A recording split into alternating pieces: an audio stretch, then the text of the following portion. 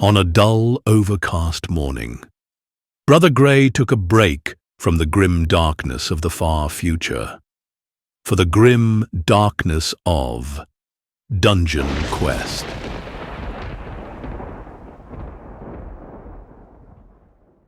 This story begins at Dragonfire Castle's western gate. An Estalian ranger named El-Adoran Sureshot is confident that he can dispel rumors of strange monsters and ancient treasures. He had overheard a drunken rabble goading each other on at the Broken Oak a few days ago. He found it hard to believe that these illiterate primates still believed in such archaic tales. He had tried to interject, to talk logic and sense into their thick skulls, but it was a forlorn hope. He withdrew to his corner table and his observations. He was looking for someone. Why else would he frequent such a backstreet stout drinking pit? His contract was a lucrative one, enough coin to keep him fed for a month. Yet he had time. The more he listened to those inbreds, the more he felt an itching, nagging urge to prove them wrong. After all, he had traveled far and seen much of the world. Yes, there were dark creatures and powerful wizards. Everyone knew that. But 1,000-year-old dead wizard's castle with a vault full of treasure guarded by a dragon. Whatever will they think of next?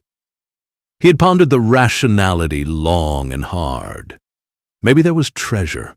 Maybe the stories are purely to keep thieves away.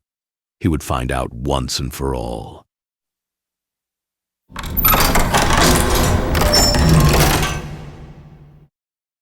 It will take a sharp mind and a skilled blade to find this treasure and bring it back by the bucketful. El-Adoran calmly walked forward into the castle and was met with an eerie silence. Just as I thought, nothing. Imagine all that treasure, unguarded for 1,000 years. He moved swiftly eastward into the next room.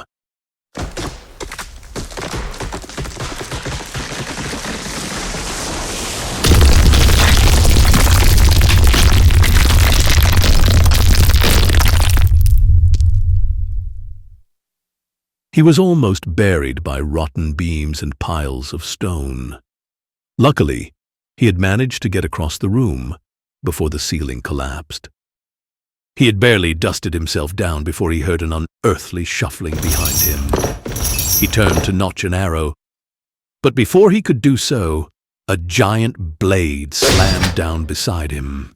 He jumped backwards and stared into the eyes of an undead skeletal warrior.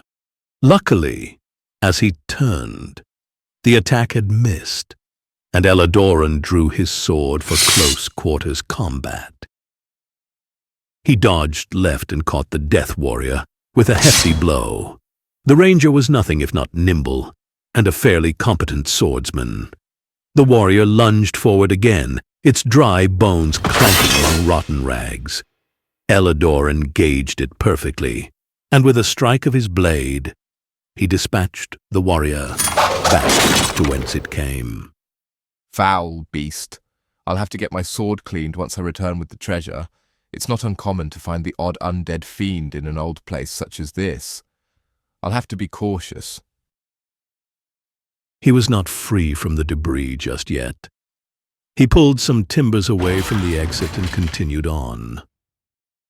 He moved swiftly through a three-way corridor. I hope there's no more distractions. I've got better things to do. A heavy iron portcullis slammed down behind him. Another room. Two red eyes peered at him from the darkness. He had met this foe before, not to be mistaken for its smaller goblin counterpart. An orc could be as large as a man and twice as strong. They were huge brutes and great sport in the hunting season. Although of low intelligence, they could easily kill a man. El-Adoran notched an arrow and trained his target. The orc, sensing its fate, scurried down an old access shaft, the arrow clattering against the chamber walls. Cowardly green skins. Almost a waste of my arrows. With the morning sun surely on its way to midday by now, he moved forward. Another orc. He would not waste any more of his fine arrows on this green-skinned beast. Instead, he slowly drew out his sword and braced for combat. The orc, not fancying its chances against such a confident foe, runs away. Greenskins, is that it? All this fuss over an animated corpse and a few orcs? Ha ha ha ha ha ha. It was slow progress. He decided to pick up the pace and runs into the next room. The noise of the trip switch stops him in his tracks, but it's too late. A slow hiss emits from the green, poisonous cloud enveloping him. He covers his mouth to little effect. Toxins strangle his airways, and he drops to his knees in agony. He loses 3 health as he chokes and spasms uncontrollably on the damp stone floor. After what seems an eternity, the smog clears. Ancient booby traps, it seems. Hardly evidence of an undead wizard. El-Adoran's annoyance grew higher. If there was really that much gold here, then surely the challenge would be greater. Maybe he was simply wasting his time. He pressed forward regardless. Yet another orc, hardly worthy of a quick death at the hands of his bow. El-Adoran disappointedly drew his sword in preparation to resheath it immediately. To his welcome surprise, the orc charged him with a wah. His blade sang with the impact of rough leather and metal studs. Regardless, El-Adoran reverted to his training, parrying and second-guessing the orc's sluggish moves, landing blow after blow until the orc's green skin had a bright red hue. It was almost too easy. Muscle. Memory. He was most shocked when he looked down and noticed his own blood on his right sleeve. "'Tis but a scratch."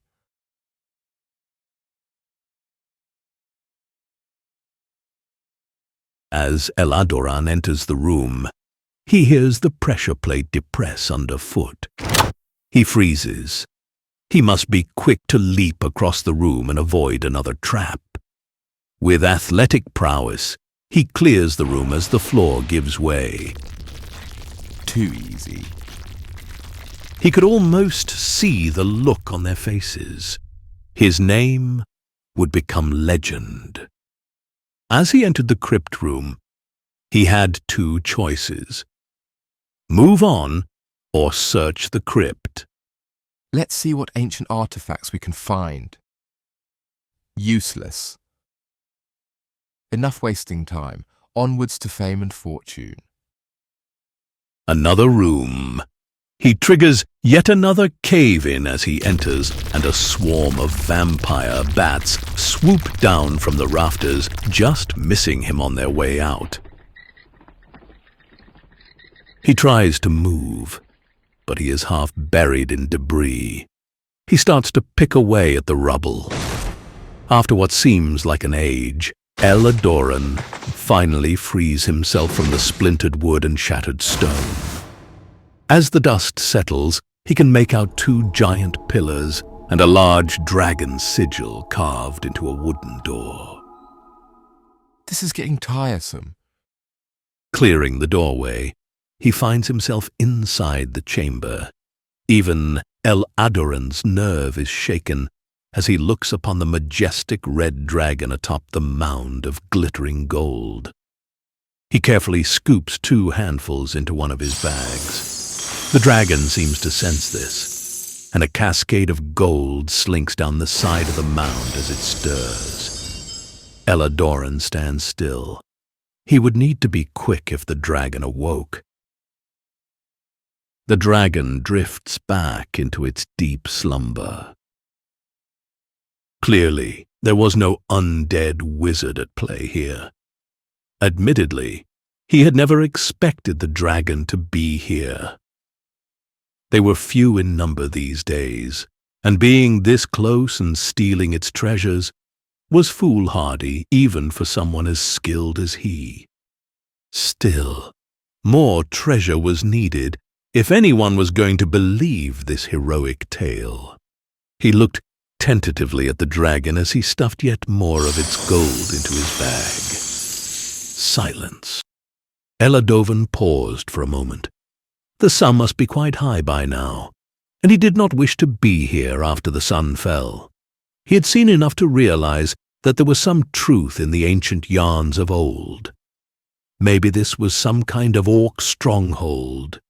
He should plan his escape. The way in has 2 cave-ins and a portcullis, hardly a swift exit. He was sure he could find more corridors and another way out. More treasure was needed.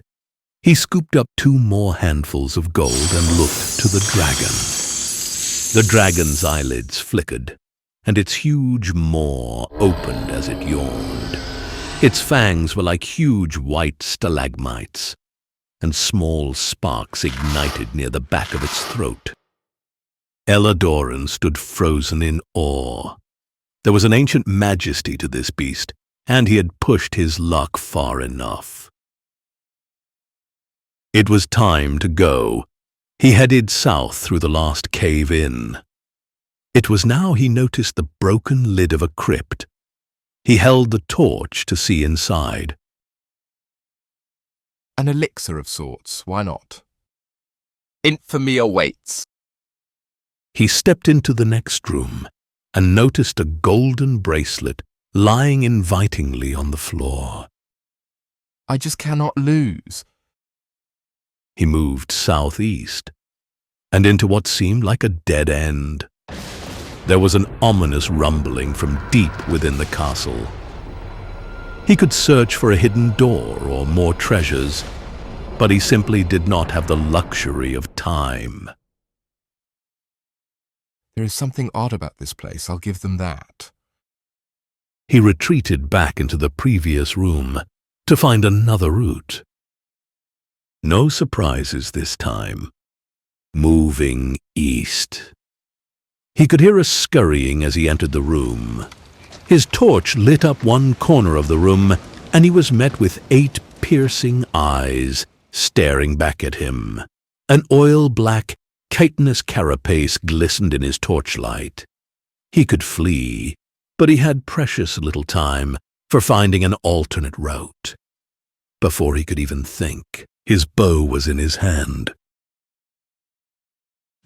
El-Adoran notched an arrow.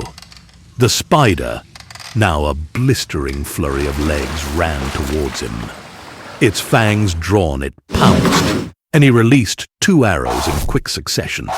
Both found their target, and the spider crashed to the ground in a jumble of legs. Wretched creature. Although I had hoped for more of a challenge, this is getting tedious now. On to the next room. It had 1 exit, but it was heading back from whence he came. As he pondered his choices, suddenly his torch went out.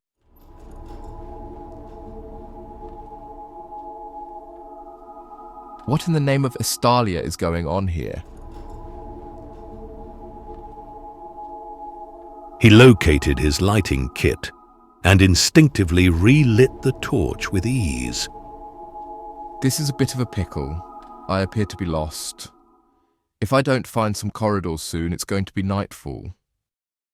He was running out of time. El-Adoran calculated his odds. They weren't good. There was no time to move back and find another route. His only hope is to search for a secret room. More trinkets, no use to him at this hour.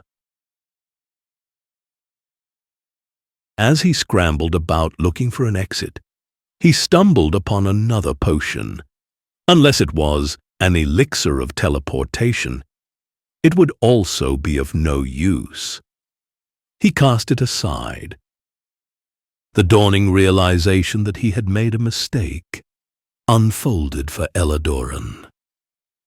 His endeavor was all for naught if he couldn't make it out before nightfall. But, for all his skill and training, he could not find a way out.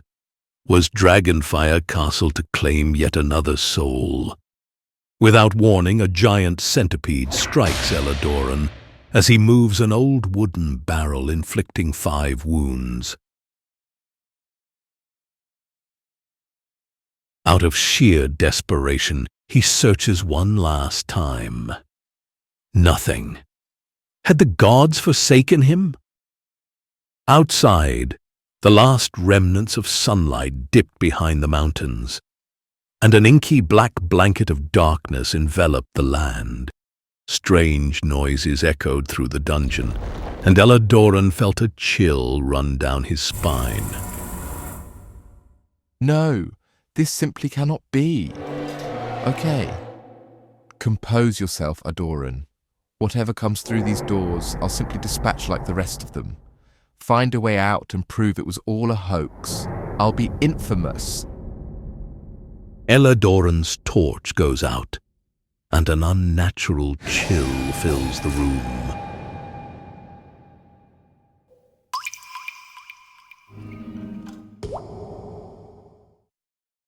You can't do this to me. Do you know who I am?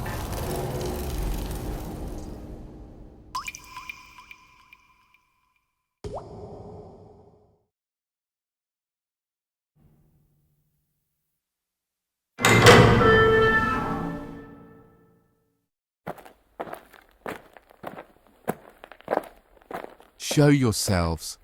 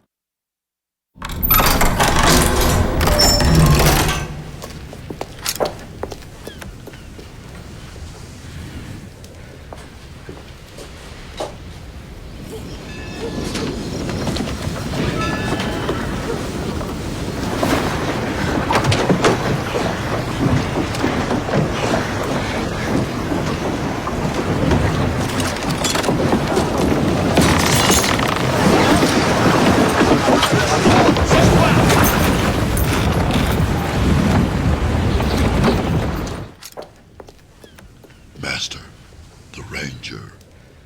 Thank you, old Rook. One can assume that's only part of him. I was alone. His head and the bag were easier to carry, Master. You did well. Take his coin as payment. I'll keep the ring. As you wish, Master.